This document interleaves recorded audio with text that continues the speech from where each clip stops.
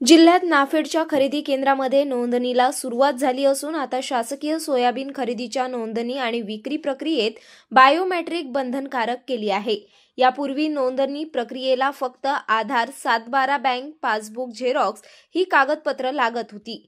मात्र आता पारदर्शकता आणण्यासाठी बायोमेट्रिक थंब आवश्यक केला आहे। जिल्ह्यात आतापर्यंत 400 शेतकऱ्यांनी नोंदणी केली असून शेतकऱ्यांनी नाफेड केंद्रावर नोंदणी करावी असे आवाहन नाफेडच्या व्यवस्थापकांनी केले आहे।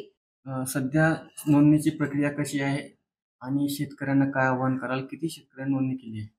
नोंदणीची पद्धत ही ऑनलाईनच आहे आणि इथे 210 शेतकऱ्यांची नोंदणी झालेली आहे आणि पूर्ण सेंटरला 400 ची नोंदणी दिसते। ही प्रक्रिया कशी असणार आहे? शेतकरी स्वतः हजर राहावं लागणार आहे की दुसऱ्या थ्रू पण आपण?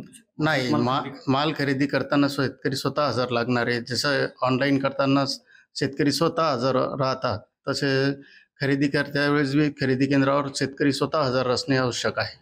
यावेळेस बायोमेट्रिक हे कंपल्सरी करण्यात आले?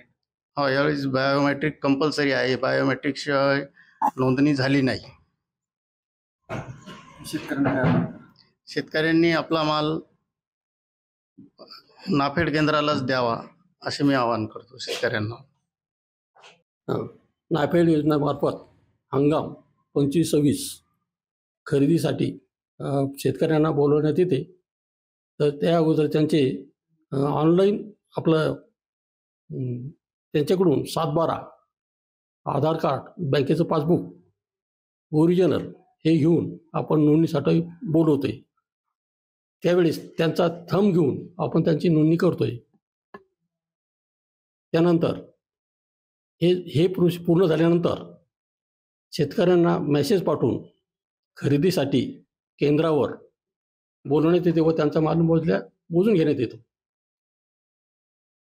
आतापर्यंत किती शेतकऱ्यांची नोंदणी झाली? आतापर्यंत आमच्या हिशोबाने झालेली 210 शेतकऱ्यांची नोंदणी आमच्याकडे झालेली आहे आणि इतर केंद्रावरून जी झालेली आहे एकूण 400 लोकांची नोंदणी झालेली आहे।